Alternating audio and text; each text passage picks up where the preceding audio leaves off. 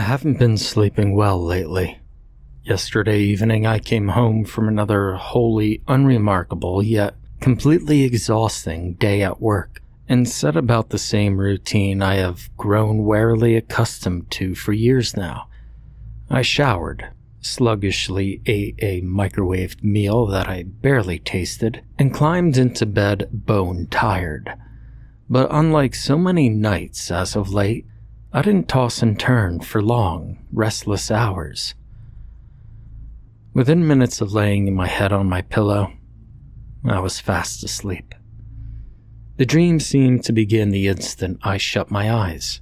Surrounded by darkness, I stood before a spectral woman, a pale, captivating wraith, so breathtakingly grotesque that I could not look away, even as her appearance frightened me to my core.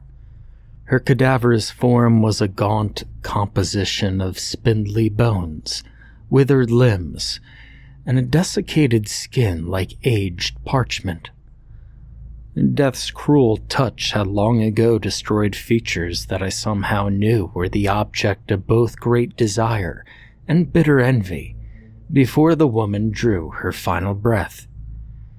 In her life she had possessed beauty, but in her grave she could not escape the uncaring caress of decay and the disfiguring toll it took upon her flesh.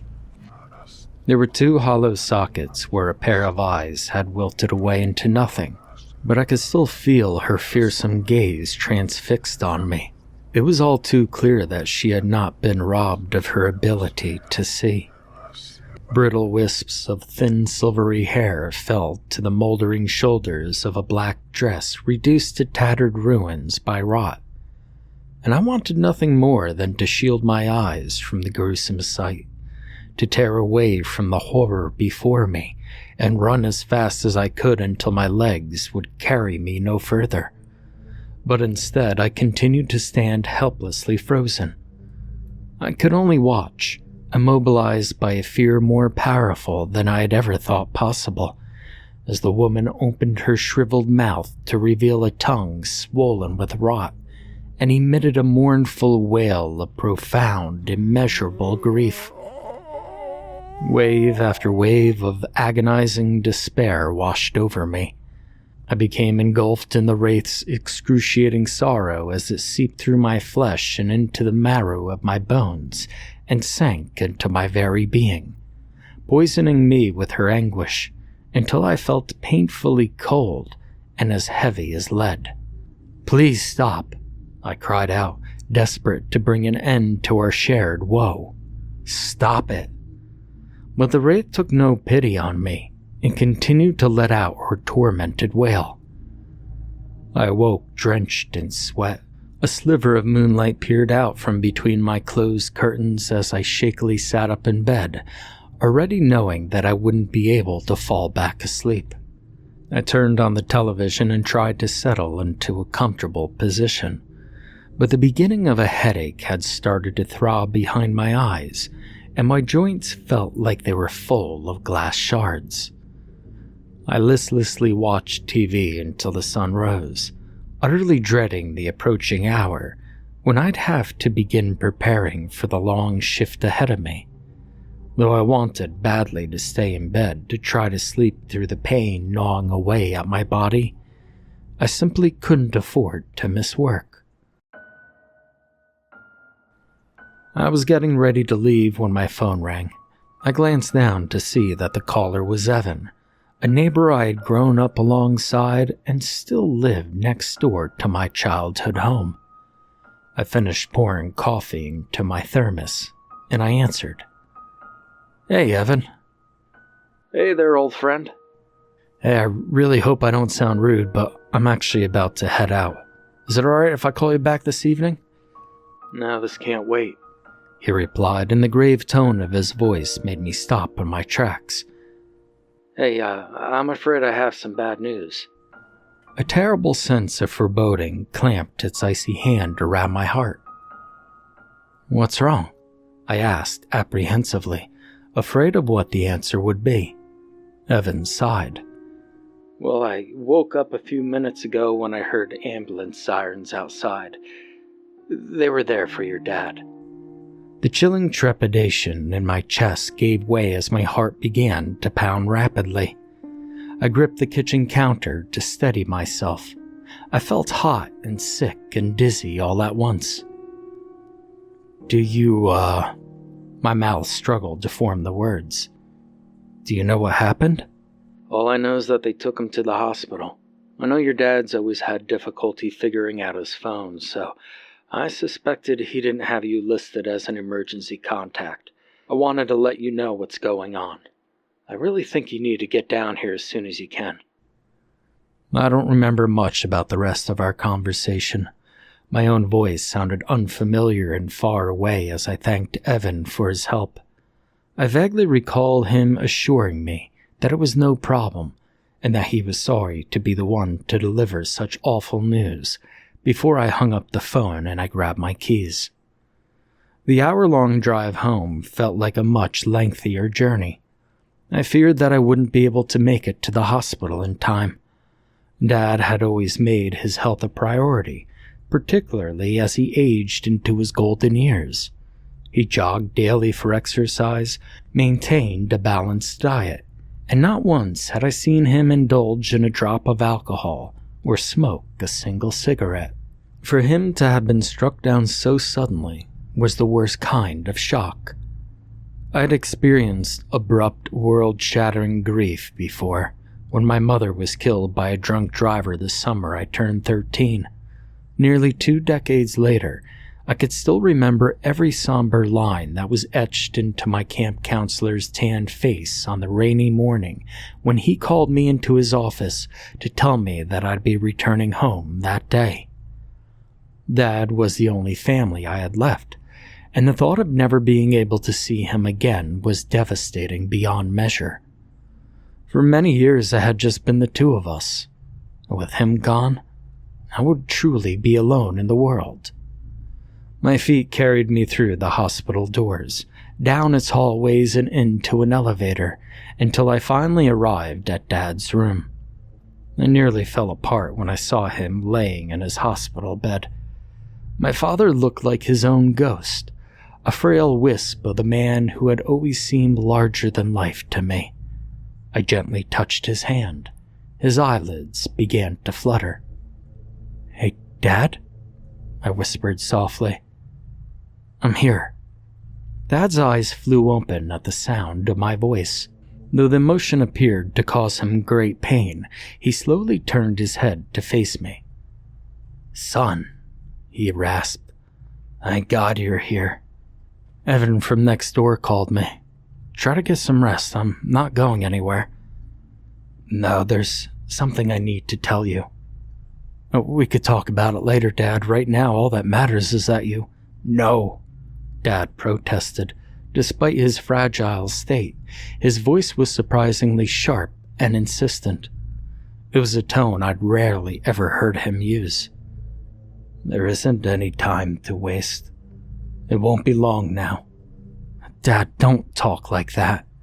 I wanted to squeeze his hand, but my father looked so feeble that I was afraid of hurting him. "Everything's going to be okay."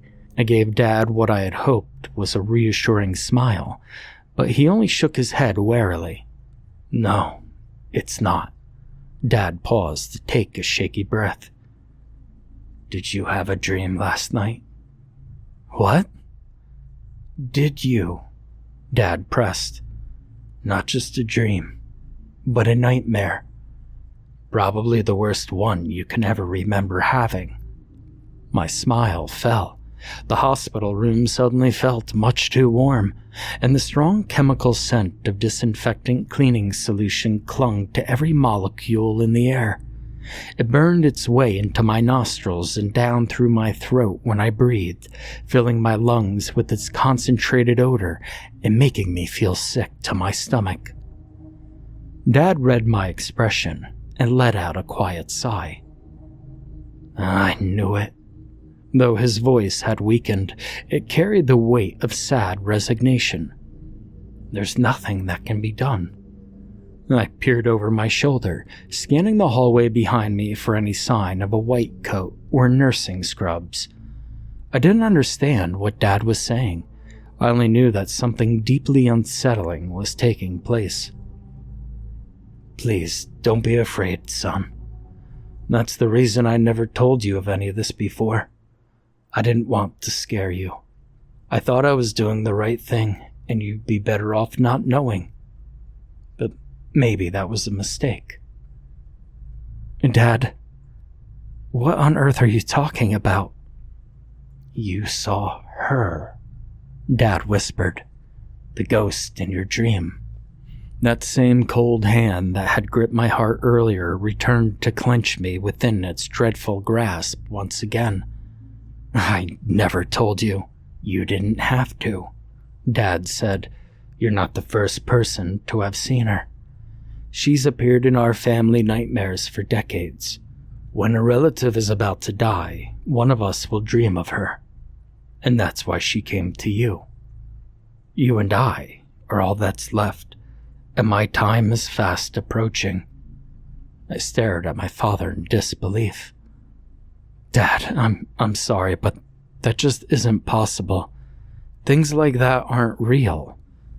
That's almost exactly what I said when your grandfather told me about her. I was around your age back then. He said that he'd seen her in a dream when he was a small boy, the night before his mother was shot during an armed robbery at the diner where she waited tables. Well, I didn't believe him, of course. His mind was starting to go, and he'd get his memories mixed up and say all kinds of strange things. I told him as gently as I could that ghosts and premonitions only exist in our imaginations. And he told me that I'd find out just how wrong I was one day. And I did. Just a couple of years later, son, when I had a dream of my own, and Pop had his final heart attack the next day. I wiped beads of perspiration from my brow with the back of my sleeve and tried to swallow the lump in my throat. If what you say is true, then that means somebody would have known death was coming every time one of our relatives died, Dad. Dad nodded solemnly. So why not warn everybody in the family and try to prevent it from happening? That doesn't work. Remember your Aunt Helen's accident? I nodded. Several months after my grandfather's funeral, Aunt Helen, Dad's brother's wife, had suffered a seizure and fractured her skull in a fall. Uncle Dean died of flu complications not long after her death. Dean had called me in the middle of the night, panicking and completely beside himself. He'd had the dream, you see, and he knew what it meant. He told me not to step foot outside of the house, that he was going to make Helen call into work and stay home within his reach at all times. She called me herself a few hours later and told me that my brother had completely lost his mind. I told her to just go along with it for the day, that he was still struggling to come to terms with our father's death and terrified of losing anyone else. And I swore that if he was still acting irrational come tomorrow, then I'd head over there myself and make him listen to reason. She reluctantly agreed. And then what? She hung up the phone, went to take a shower, and cracked her head wide open on the side of the bathtub. Never had a seizure before in her life. The autopsy found a tumor in her brain. Well, that means if it was only a matter of time before something like that happened, as tragic as it was, it has nothing to do with someone having a bad dream. Maybe. But I went to bed not even a month later and dreamed of the woman for a second time, and she let out this horrible moan. I remember the hideous wail from my dream and felt goosebumps prickle across my flesh. I ran down the hallway to check up on you, and when I saw that you were still asleep in your bed, I called Dean. He never answered the phone. I told your confused mother that I had to go check on him and sped away before she could even ask what was going on.